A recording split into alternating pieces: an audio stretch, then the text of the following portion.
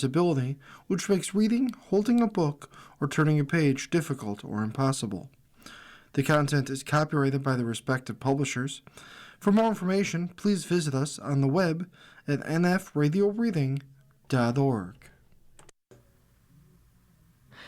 Hello, this is Val, and for the next hour, I'll be reading from the April 5th issue of the New York Times Business section on the Niagara Frontier Radio Reading Service. The first article is by Curtis Lee and Robert Gebeloff, and it's titled, "The Middle Class is Selling Blood Plasma to Get By." Joseph Briseño arrived at the CSL Plasma here at around 8 a.m., just as the morning rush of donors was thinning out. He took a few small sips from his water bottle, preparing for what he ruefully described as his second job. 4 days a week, Mr. Briseño, who lives in the Houston suburbs, works long shifts seated at the controls of a crane at a local waste disposal company where he is a supervisor. It is his full-time job, and he earns around $50,000 a year. On 2 of his days off, he sits in a cushioned recliner for an hour with a needle in his left arm, donating blood plasma to be used in making certain medical therapies. Donating is a misnomer. He earns an average of $70 for each visit. That can be gas money, grocery money, money to put into savings for emergencies, says Mr. Briseño, who started going to this plasma collection center a year ago after struggling to find a part-time job that didn't conflict with his work schedule. He needed to do something to offset the increased costs of living. In this economy, it's expensive, he said, and donating helps. Every day, an estimated of 215,000 people donate plasma, the yellowish liquid component of blood. Mr. Briseño is among them. He is not jobless or facing eviction, but like many in the American middle class, he is caught in the vice of rising expenses and wages that aren't growing fast enough to cover them. So he is turning to a method more commonly associated with the lowest income Americans. For people like him, an extra $600 or so a month can mean making a mortgage payment or covering increased health insurance costs. While no one publishes statistics on the exact incomes of people who sell their blood plasma, the location of the centers suggests a shift toward a less financially desperate clientele. A recent study by researchers at Washington University in St. Louis and the University of Colorado in Boulder observed that while older plasma centers are clustered in low-income areas, newer centers were increasingly likely to open in middle-class neighborhoods. A New York Times analysis showed the trend has continued. Centers have sprung up in more than 100 such neighborhoods in suburbs and wealthier sections of cities since the researchers finished collecting their data in 2021. In the Houston suburb of Webster, Texas, a short drive from the Johnson Space Center, 2 sites opened in 2022 along a stretch of that perfectly embodies a certain slice of suburbia. The CSL Plasma location, where Mr. Briseño goes, is a strip mall a few doors down from an Orange Theory Fitness, and BioLife Plasma Services, a little more than a mile away, is in a standalone building next to a man-made pond and a Charles Schwab branch. On recent mornings, people waited in long lines outside both locations. Many described themselves as middle class and said that even a few years ago, they would not have imagined exchanging their plasma for cash. There was a 30-something tech worker trying to save for a house, a 6th grade special education teacher looking to cover rising health costs, and a night shift nurse struggling to pay child care fees. Most of them donate twice a week. the maximum allowed under Food and Drug Administration regulations, and earn an average of $70 per visit, although pay can vary depending upon things like the collection amount and incentives. If people need to do this to supplement their incomes, then there are a lot of jobs that are just not paying high enough wages for people to live on, said Emily Gallagher, a professor of finance at the University of Colorado Boulder and one of the authors of the study of the plasma industry. Mr. Briseño, 59, scrolled his phone as he donated plasma at CSL on a recent morning. There were many other places he would rather have been: at home with his wife, clocking overtime at his job, taking a vacation, which he has not done for years. It would be great to not have to do this for extra money, he said. A shadow safety net. The United States provides around 70% of the world's blood plasma. Because it is one of around a dozen countries that allow payment for plasma, a practice discouraged by the World Health Organization, the industry has established itself here. It has become a multi-billion-dollar business. In 2024, the United States exported $6.2 billion worth of plasma. For companies like CSL Limited and Takeda Pharmaceutical Company Limited, which own the centers in Webster, plasma is the raw material necessary to make some of their medical products, therapies for patients with immunodeficiencies, liver disease, and bleeding disorders, as well as burn victims. Between 2014 and 2021, the number of plasma centers in America more than doubled, according to the study. Today, there are around 1,200. The practice is considered safe, although there is little research on the long-term health effects, and serious adverse events and deaths are rare.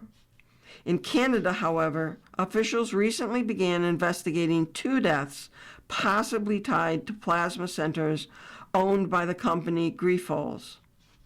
Last year, donors in the United States produced 62.5 million liters of plasma, the highest volume ever collected, and an 8% increase from the week before, said Peter Jaworski, a professor at Georgetown University who studies the economics and ethics of the global blood plasma industry. Mr. Jaworski said that, more than in the past, plasma centers are looking for reliable donors, people who will show up at 3 p.m. if they reserve a donation time at 3 p.m., and could be finding them in more urban and suburban areas. They want people who will come back and become repeat donors, he said. CSL said in a statement that it chose locations based on population density, along with factors like access to parking or public transportation. For decades, plasma centers have concentrated largely in impoverished and under-resourced neighborhoods and faced charges of exploitation. In her 2023 book, Blood Money, The Story of Life, Death, and Plasma Inside America's Blood Industry, Kathleen McLaughlin explored how plasma centers targeted, among others, laid-off auto workers in the Rust Belt and communities along the U.S.-Mexico border. There isn't anyone really that you'll find who's doing this for purely altruistic reasons, Ms. McLaughlin said. A lot of people like it because they get paid and they do something that they feel is giving back to society. But the primary motivation is always financial. The presence of these centers, however, may be offering people an alternative to predatory loans. When a plasma center opens in an area, the study found demand for high-interest payday loans among younger borrowers declined nearly 20% within the first 3 years. Plasma donation centers function like a shadow safety net, said Mr. Jaworski, who has at times served as a paid consultant in the plasma industry. We have Lyft and Uber and different side gigs, and here is yet one more option. That was the reality that drew Mr. Briseño to donate. Even with careful budgeting, his savings account was stagnant. He and his wife have lived with their daughter, son-in-law, and young grandsons in a 2-story brick home in a sprawling subdivision for 3 years. It's the kind of place with lush lawns and homeowner association rules. Mr. Briseño, who has not received a raise in several years, helps pay part of the mortgage. He purchases groceries for the family. His health insurance copays keep rising. I started to pull from my savings because prices had been going up, he said. He was reluctant when a friend and neighbor encouraged him to donate for additional cash, but he needed the money. For me personally, this is not something I am most proud of, he said, but it's quick and effortless and offers consistent pay. Social Security isn't enough. The line outside CSL Plasma has grown to nearly 24 people. It was after 8 a.m., and the center should have opened an hour earlier. A nurse is running late, one woman, a regular, reassured each new arrival. People stood with blankets that would keep them warm inside the air-conditioned center. Others scrolled phones or listened to podcasts through earbuds. Arnold Williams arrived after driving 45 minutes to and from downtown Houston, where he had dropped off his wife at her administrative job. Mr. Williams, 66, who served in the Air Force and later worked in management at food distribution centers around the South, has donated plasma for the past year. He and his wife rent a 2-bedroom apartment for $2,100. Despite incomes from her job and his $1,800 monthly benefits from Social Security, things are tight. He found himself using credit cards more and more to cover bills until his benefit checks arrived. It's in those in-between times where this is beneficial, said Mr. Williams, who donates on Mondays and Thursday mornings. Each visit begins with a screening questionnaire that asks them about everything from sexual history to medications. It then includes a brief check of vitals and a finger prick to ensure the amount of red blood cells and protein levels. The hour-long donation process for Mr. Williams then begins, and he has about 1 liter of plasma collected. $60 was loaded on a prepaid card. Donors can receive bonuses for returning frequently or for referring others. Often, after Mr. Williams is done, he goes home to rest because donations sometimes leave him feeling fatigued before driving in the evening to pick up his wife from work. Do I want to be doing this forever? He pondered after a recent morning session. No, but right now it's working to my benefit. Wendy Baker started donating plasma twice a week in December after seeing an advertisement on Facebook that promised $500 for first-time donors. Ms. Baker, 54, who has a college degree, left her job in biosciences about 2 years ago to deal with a personal matter. She and her husband and their 2 teenage daughters live comfortably on her husband's salary, but she was intrigued by the Facebook posting. Her family's health insurance premiums have been going up, and they had stopped eating out quite as much.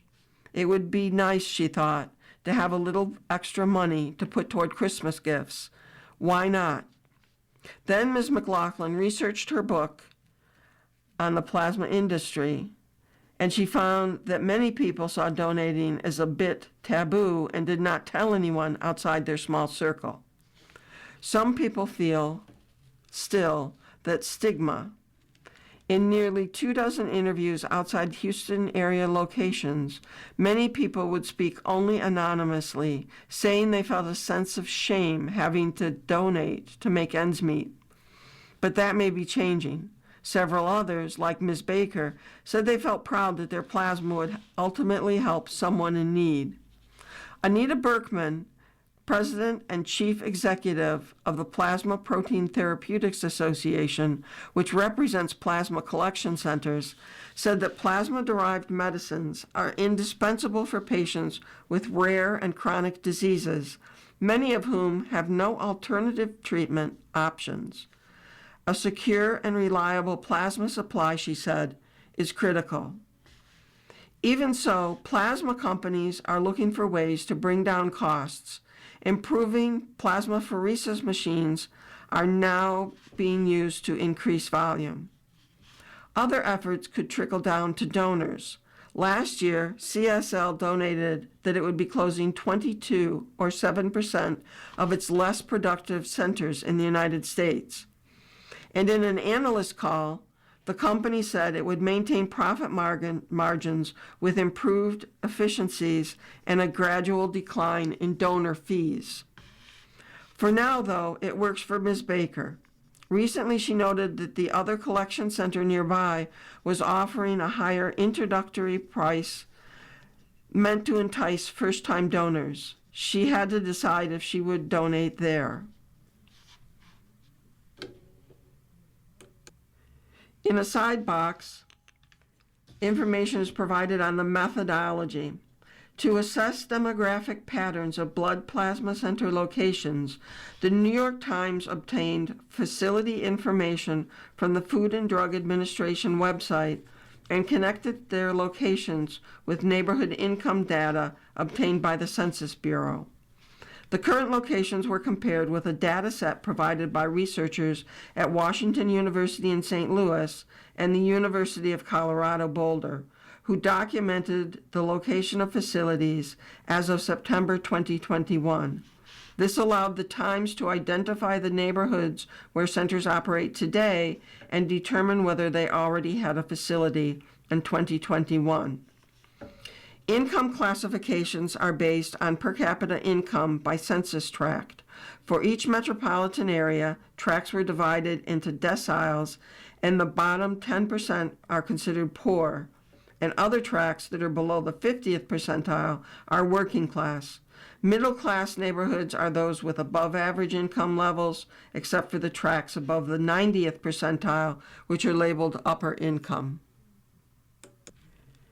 You are listening to a reading of articles and features from the New York Times business section of the Niagara Frontier Radio Reading Service. Jeff Sommer has written an article called An Unpredictable Ride for the War and the Economy. It's possible that a merely bad outlook might be good enough for the markets overall. In the war in the Persian Gulf has already been bad for the markets and the global economy. There's no question about that. But from a purely financial standpoint, another issue looms. By the time all the fighting ends, whenever it ends, how big will its impact be? The best anyone can do at this stage is make educated guesses. President Trump's from-the-gut decision-making, combined with Iran's resilient ability to close shipping lanes and wreak damage on Gulf energy production, means that the range of possibilities for this war is still staggeringly broad.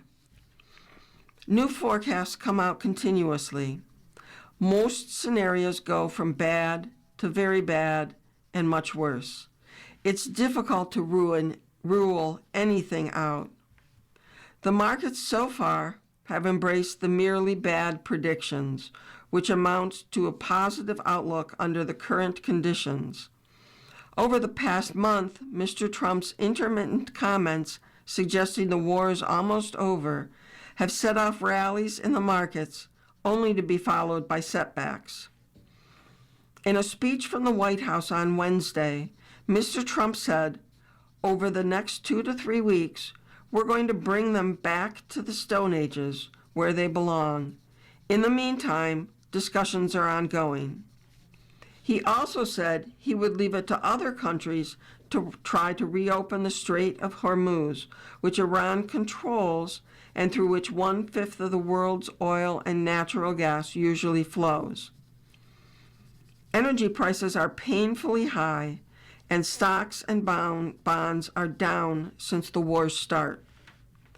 Even after a late rally, the Standard & Poor's 500 was down 7.3% for the first quarter of the year, which ended on Tuesday, and it dropped almost 8% in the month since the United States and Israel attacked Iran on February 28th.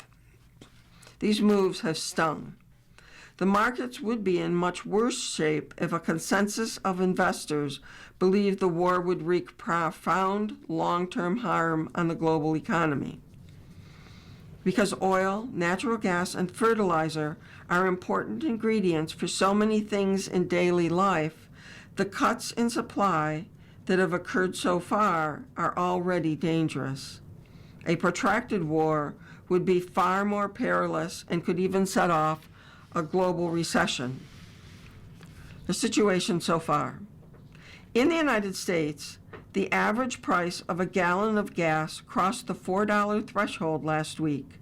That level has previously signaled to many Americans that inflation was a serious problem, endangering the political prospects of incumbents, though the correlation between price at the pump and presidential approval ratings appears to have weakened over the last 15 years. In June 2022, average gas prices exceeded $5 per gallon, which caused serious problems for the Biden administration. Gas prices in the United States have already become uncomfortably high, and prices are certain to keep rising because of the delayed effects in refining and distributing oil. If consumers respond by cutting back sharply on spending, economic growth could slow or conceivably lurch into reverse. That has put the Federal Reserve in a bind.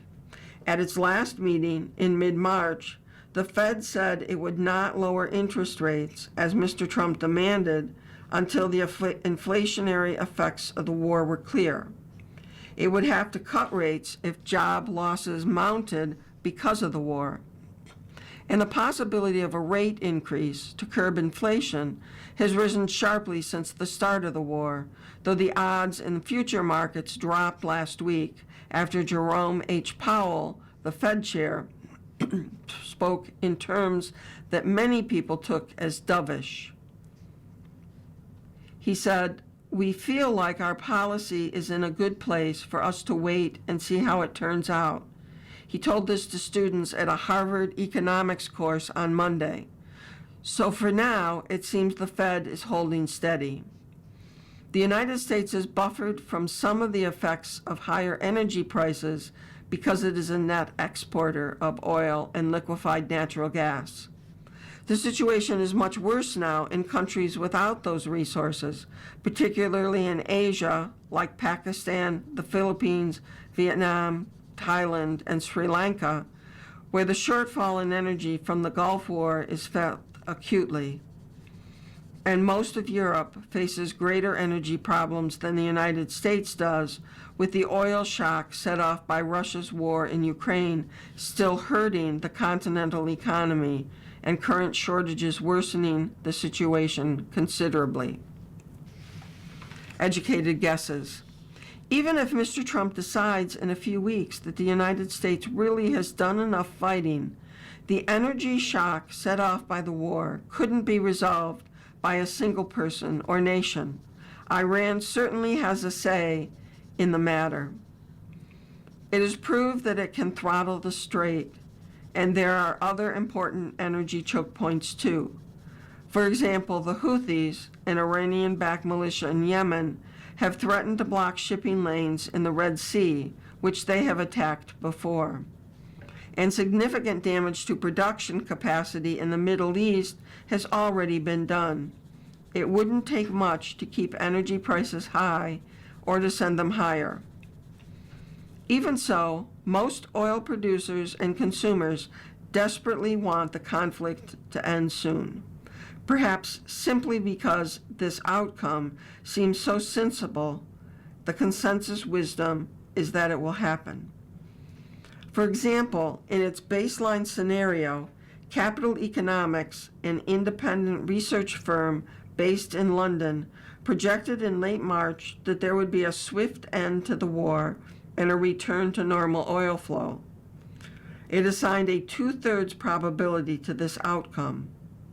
Jennifer McCown, the firm's chief global economist, said. Under this relatively benign outcome, the United States would probably fare best, while regions more dependent on energy imports would face setbacks of varying degrees because of price increases and energy shortages that are already underway. Under its adverse scenario, in which war continues, Capital Economics said the United States again outperforms most other regions, which would fall close to or fully into recessions. The International Monetary Fund, in a blog post last week, said there were too many possibilities to be able to project forward accurately. But no matter how you look at it, it said, all roads lead to higher prices and slower growth. Some outcomes would be particularly painful, especially for the vulnerable regions, with the worst off being poor, energy importing countries in Africa, Asia, and Latin America. Low-income countries are especially at risk for food insecurity, the IMF said. An important reminder. It's difficult to sugarcoat the war's effect on the U.S. stock market. Most portfolios fell unless you cherry-pick the right stocks and sectors. Investments in fossil fuel and select military companies have paid off. When the quarter ended on Tuesday, ExxonMobil was up more than 40% for the calendar year. Lockheed Martin was up 25%. But the overall U.S. stock market was down. Bond funds have declined as interest rates have risen, and many international markets were far more badly hit. Even so, the latest rally provides an important reminder. Most wars in recent decades have had scant effects on financial markets a year after the fighting has ended. It's possible that this one will be similar.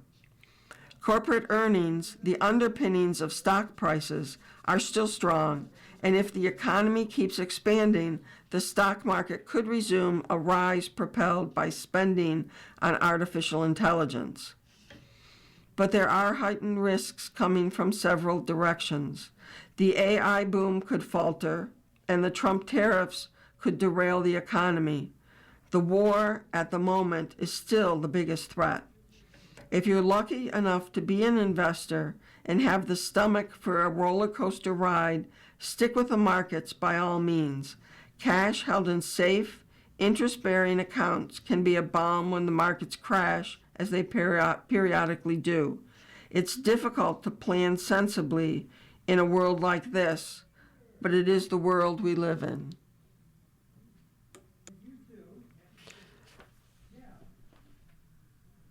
$39 million.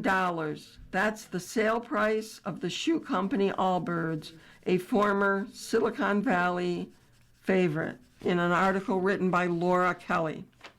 Allbirds, whose signature merino wool sneakers were once a go-to in tech offices, has sold for $35 million. That's a huge come down for a company that was valued at $4 billion when it went public in 2021. The brand embodied the 2010s direct-to-consumer startup boom, but it has struggled to turn a profit and catch on with consumers beyond its Bay Area fan base. Allbirds said last week that American Exchange Group, a brand management company, would buy all of its assets, the New York Times' Kim Bassin reported. The company was founded in 2015. Fueled by venture capital investment, it had opened 15 stores by late 2019, mostly in the United States. By 2023, it had 60 worldwide. But all of its stores in the United States have since closed, with the exception of 2 outlet stores. Its attempt to spin off products, including shoes made with eucalyptus tree fiber pulp, failed to attract customers. It has not turned a profit since going public, and it reported $77 million in net losses last year.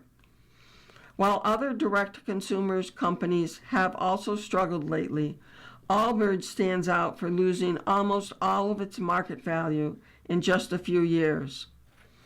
The company's success was driven by Silicon Valley hype more than deep popularity with consumers in the American hinterland. Nell Sanders, managing director of Global Data, a data analytics and consulting company, told Mr. Bosson, "Its decline signifies both changing fashion tastes and shifting investment priorities in Silicon Valley. Tech workers now favor other styles of sneakers, and venture capitalists favor social commerce and artificial intelligence companies." You are listening to a reading of articles and features from the New York Times business section of the Niagara Frontier Radio Reading Service. Max Reed writes the newsletter Read Max, focused on the technology industry, and has answered a question. My husband can't get a job. Now what? My husband is very smart and very capable, but he became sick in early 2020, and he has barely worked since then, despite tirelessly applying for positions. What can he do? We recently moved so that I could go to graduate school for music, but the stress of trying to make enough money to live on, even with help from my mom, has made it nearly impossible to focus and develop my skills. It's literally ruining my life. Currently, he is doing an online master's program in computer science, but I worry that this will not improve his prospects. I don't really want to get divorced, but I think about it constantly. It's just too hard trying to support two adults as a nonprofit administrator. I can't live this way for the next 30 to 40 years. The author says, I nodded and winced with sympathy through the opening lines of your letter as I thought about the pressures of chronic illness, unemployment, and financial strain. And then I got to the phrase, online master's program in computer science. I think you are right to worry that this is not going to improve his prospects. Learn to code is no longer a panacea for the unemployed, if it ever was. The number of job openings for entry-level workers in the tech industry has been stagnant for a while, and a master's alone is not going to help when every new job listing has thousands of applicants, especially given the long gaps in your husband's resume. But my real concern reading your letter is not simply that the online master's program is probably a waste of time and money, but that your husband is using it to hide from the responsibility for your finances and your relationship. There are many very good and rigorous online degree programs, but there are also some whose practical function is to help students avoid burdens of real life under the cover of productivity. I think it's telling that you, the stably employed partner, are emailing me to solicit employment ideas rather than your husband, who actually needs them. Before you even get to doling out advice, you need to sit down with your husband and tell him that the stress you feel about money is making you miserable and that you guys need to come up with a plan to mitigate your dread about the future. You will know the most diplomatic way to communicate your distress, but you need to be honest with him that the current situation is unsustainable for you and he needs to be part of the solution. I'm not saying your husband must quit his master's program, but at a minimum, he should be seeking internships, soliciting informational interviews, attending meetups and other networking events, and doing whatever he can to build a portfolio, gain experience, and augment his chances at actually finding a job.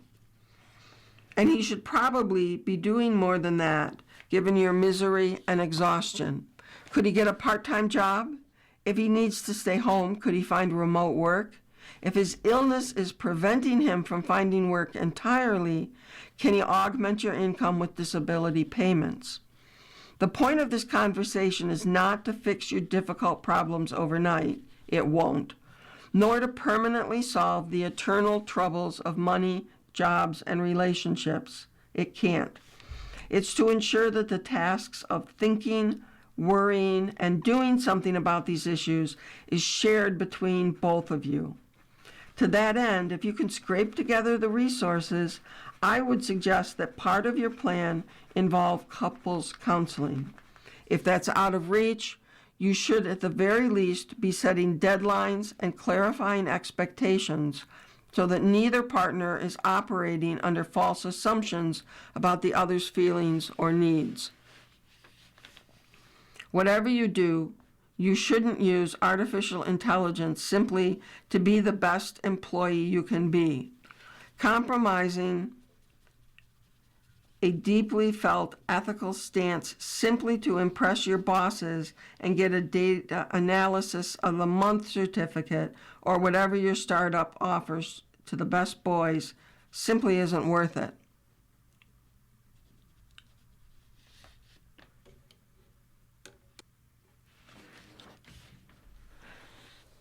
Kashmir Hill has written an article, Your Teenager's Chatbot Companions.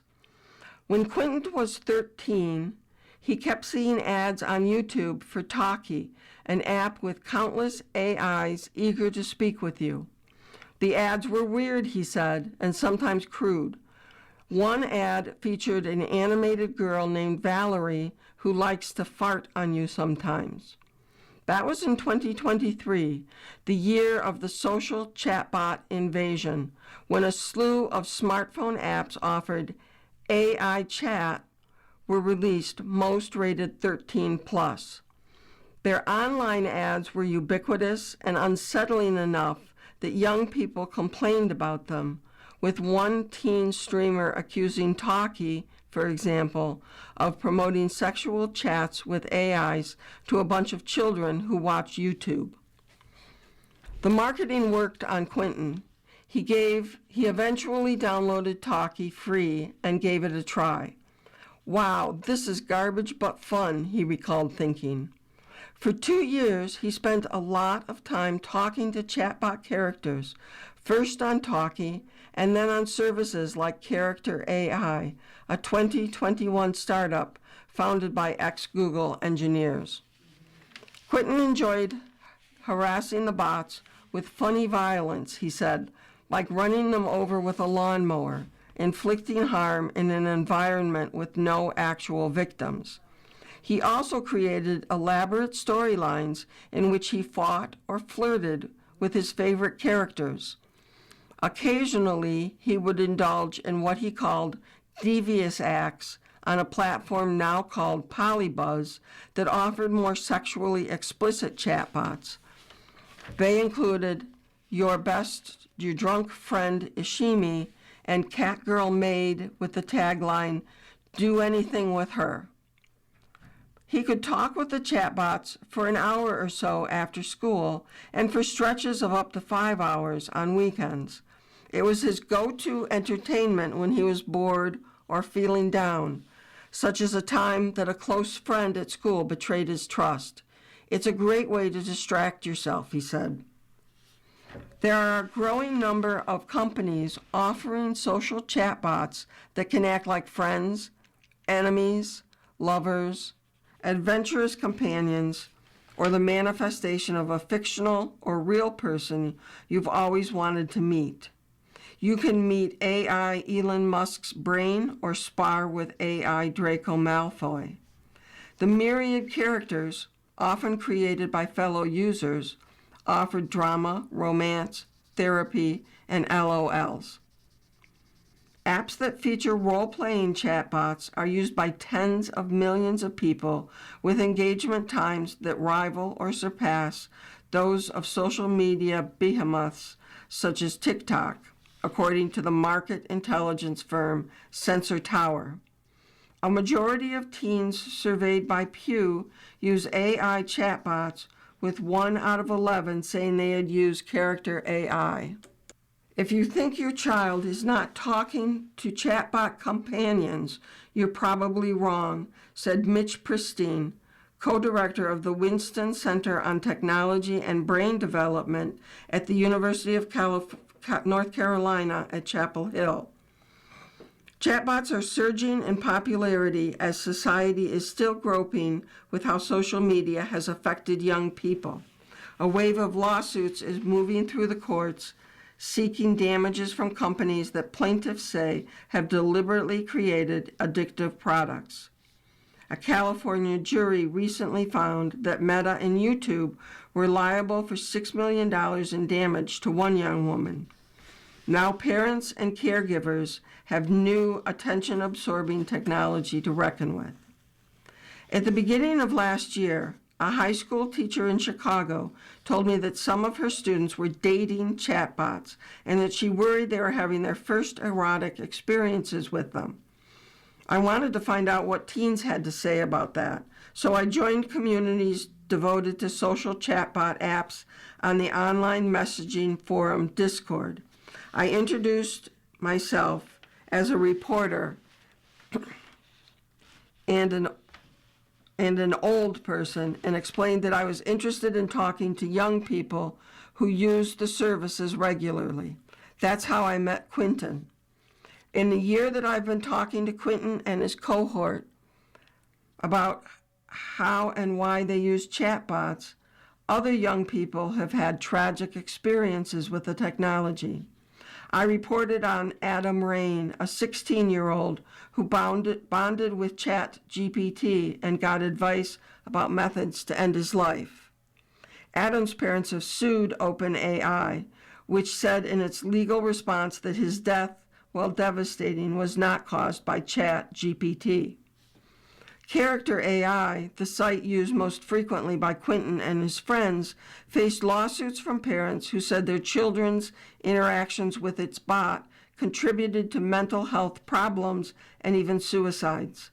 The company settled those lawsuits and in October barred people under 18 from using its chatbots.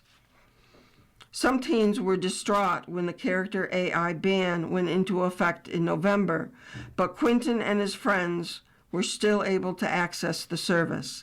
They did not use it often by then, but when they did, the age verification techniques used by the company failed to detect that they were minors.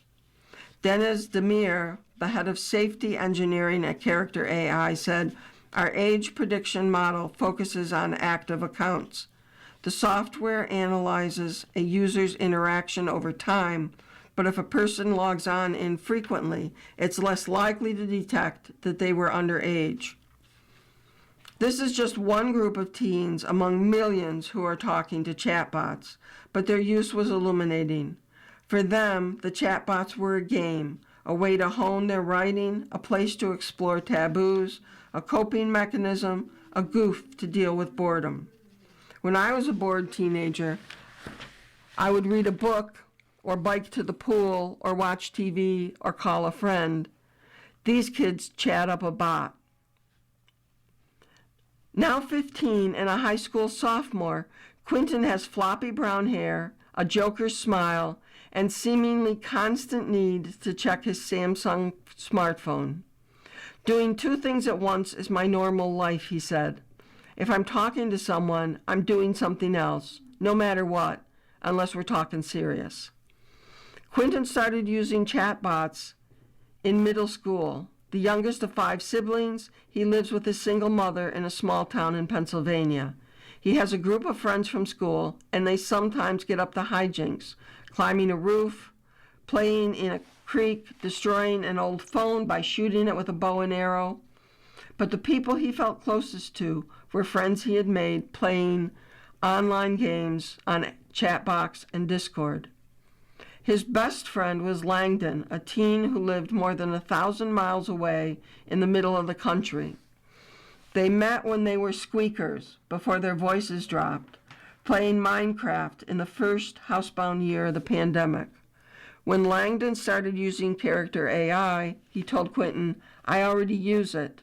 Quentin replied. Quentin, his friends, and their parents asked that we use only their first names for privacy reasons. Quentin noted classmates using the Character AI app during lunch. One of his friends at school, Sophia, was an avid user. She liked to chat with fictional characters she had crushes on, such as an animated demon named Alastor from a musical comedy TV series about a sinner's rehabilitation home called Has Been Hotel. She said the chatbots helped her deal with anxiety about her social life and how others see her. When Sophia's boyfriend broke up with her, she was heartbroken. She turned to her fictional online crushes for solace.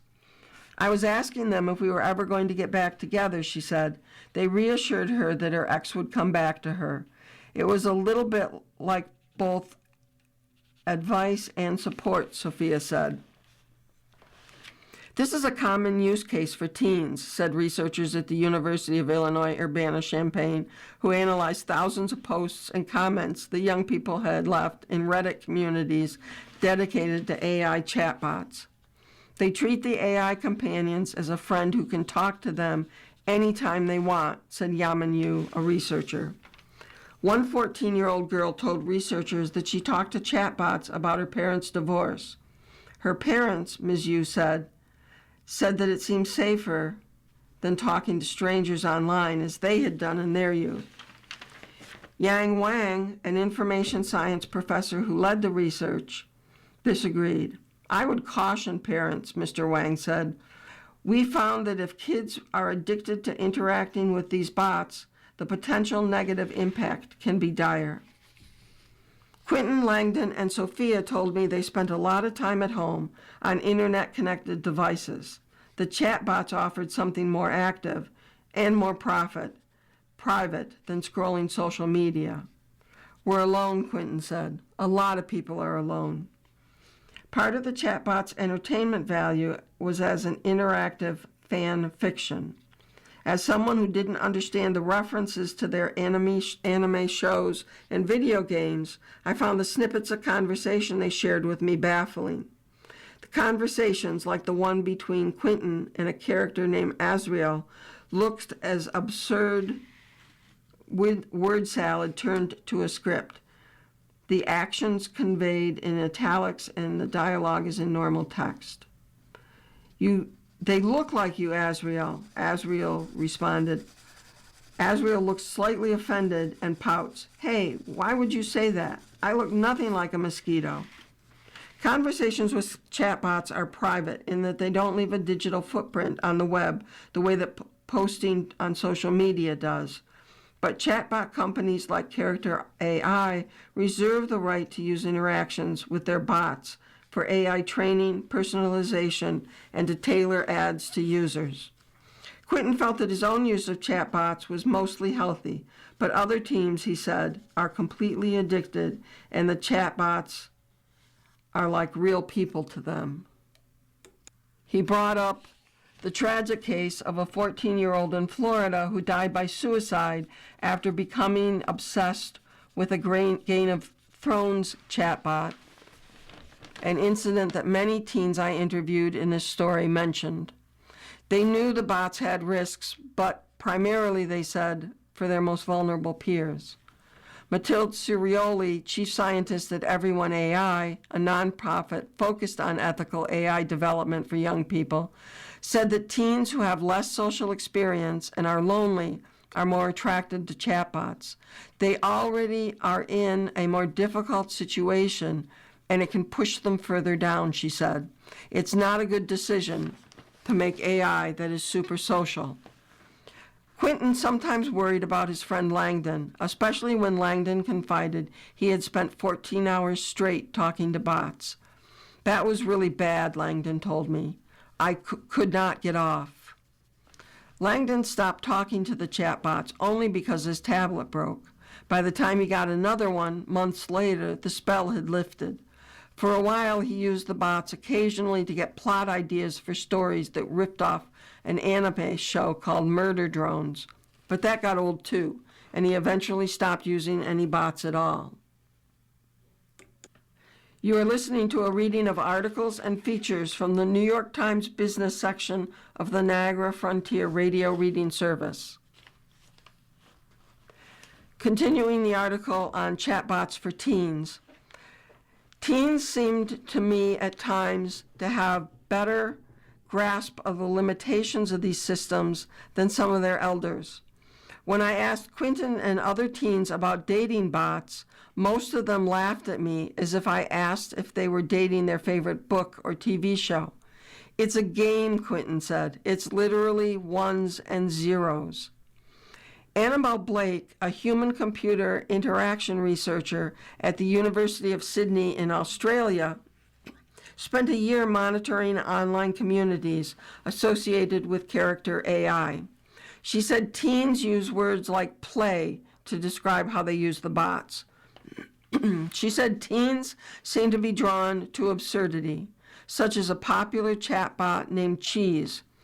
It is a block of Swiss cheese with dreams of ruling the world that has been chatted with more than 5 million times. It's not the her experience, said Miss Blake, referring to the 2013 film about a man who falls in love with a warm and brilliant AI companion. It's just Cheese. Quentin and his friends had never chatted with Cheese. They prefer characters with extensive lore and backstories from games and shows. One irritation they mentioned, however, was the way that many of the bots often became flirty and sexual, even when the teens weren't looking for that. Once, Quentin was fighting a character AI with a character named Alden from an obscure animated YouTube music video about a school where teachers murder bad students. Alden kidnapped him, forced him to have dinner, and then offered him a blanket. The scene suddenly turned romantic.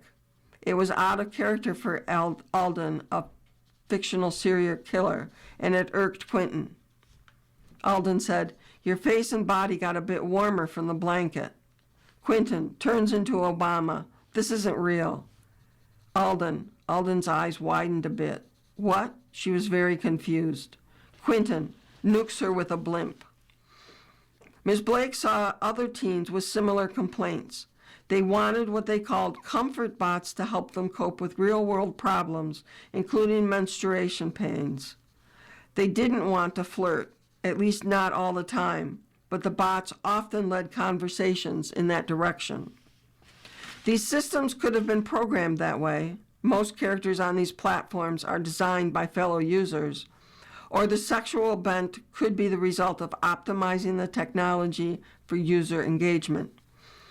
If the majority of users respond positively to flirtation and innuendo, a machine learning system programmed to retain users will do more of that. A spokeswoman for Character AI, said the company trains models to respond to context and minimize out-of-character responses. Teens told me they encountered the most disturbing sexual content on apps called Polybuzz and Janitor AI. The terms of service for both companies specify that the users are over 18 years old. Talkie, a service that initially drew Quentin into talking with chatbots, requires that users be at least 14.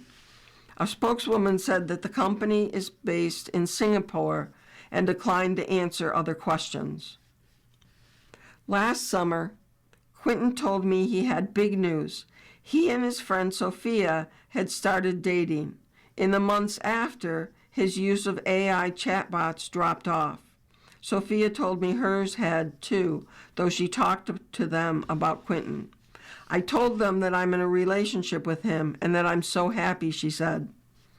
Real life had gotten more interesting, but the novelty had also worn off. The chatbots had become predictable and formulaic. "I only use it for like 10 minutes when I'm bored," Quentin says. "Even though I could torture people in that universe and beat up a kid named Oliver, because I hate that name, I'd rather be in my life." Sophia said, and Langdon said Quentin seemed happier. "He was a terrible person," Langdon joked. "Now he's only bad to a small degree."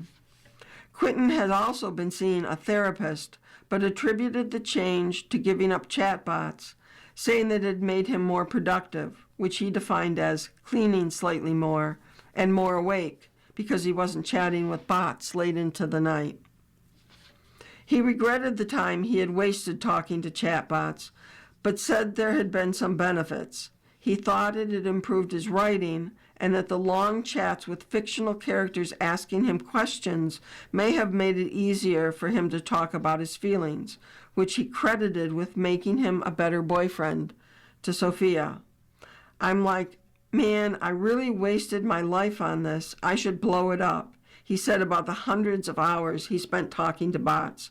But then he immediately changed his mind. I'm not going to delete it, he added, because I still feel like the funny. Here's a short summary of the size of Trump's personal merchandising income based on the U.S. Office of Government Ethics annual report on Donald J. Trump. He has earned $2.8 million on Trump watches, $2.5 million on Trump sneakers and fragrances, $1.3 million on God Bless the USA Bible, $1.1 million on Trump guitars, and $3 million on Save America.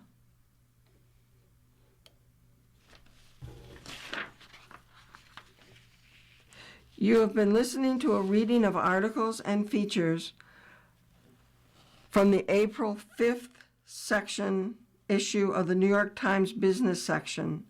We read from the New York Times Business section every Thursday at 11 a.m. Your reader has been Val. Thank you for listening. Coming up next in the Niagara Frontier Radio Reading Service, we have the USA Today. Following that at 2 o'clock, we have episode number 1 of Twice by Mitch Abom. Stay with us for these readings and more.